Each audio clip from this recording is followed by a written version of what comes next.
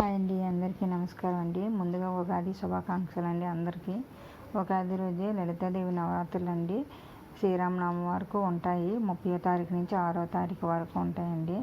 నేనైతే సింపుల్గా ఎప్పట్లాగా నేను చేసుకుంటున్నానండి. ఇవ్వండి, ఆ రోజు ఉదయాన్నే తలస్నానం చేసి ఇంకా అమ్మవారి పీఠం పెట్టుకొని నేను పూజ చేసుకున్నానండి. సింపుల్గా చేసుకుందాం అనుకున్నాను. ప్రతి ఇయర్ చేసుకుంటున్నానండి. గత కొన్ని సంవత్సరాలుగా చేసుకుంటున్నాను. చాలా మంచిదండి, అమ్మవారు పూజ చేసుకోవడం చాలా మంచిది. కనీసం వీలుకైనప్పుడు ఒక్కరోజనే చేసుకోండి. అమ్మ అన్నీ ఇస్తుంది మనకి. ప్లీజ్ సబ్స్క్రైబ్ చేయండి, లైక్ చేయండి, షేర్ చేయండి. చాలామంది చూస్తున్నారని సబ్స్క్రైబ్ చేయట్లేదండి. ఇంకా నేను సింపుల్గా తర్వాత అష్టోత్తరాలు చదువుకొని మంత్రాలు చదువుకున్నానండి. నాకు తోచిందో నేను పూజ చేసుకున్నాను. ఉగాది పచ్చడి పరమాన్నం వండుకొని అమ్మవారికి ఇంకా చేసుకున్నానండి.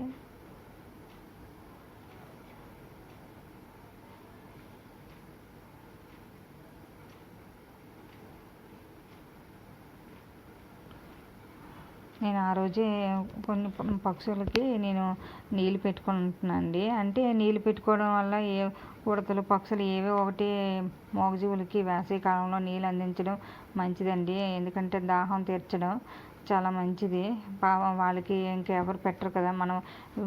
మన ఇంటి దగ్గర జస్ట్ ఏదో ఒక ప్లేట్లోనే లేదంటే ఏదైనా ప్లాస్టిక్ డూక్లో కొంచెం ఇంటి ముందర పెడితే చాలండి. కొన్నైనా తింటాయి కదా, కొన్నైనా తాగుతాయి.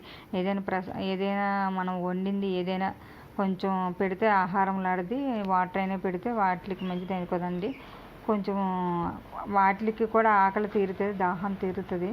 అందుకోసం నేను అలా పెడతాను. నేను ఎప్పటి నుంచో నేను ప్రతిరోజు డైలీ నేను వాటర్ పెడతాను, తర్వాత ఆహారం కూడా పెడతానండి కంపల్సరిగా ప్రతిరోజును. కానీ మీకు చూపించాలని పెడుతున్నాను.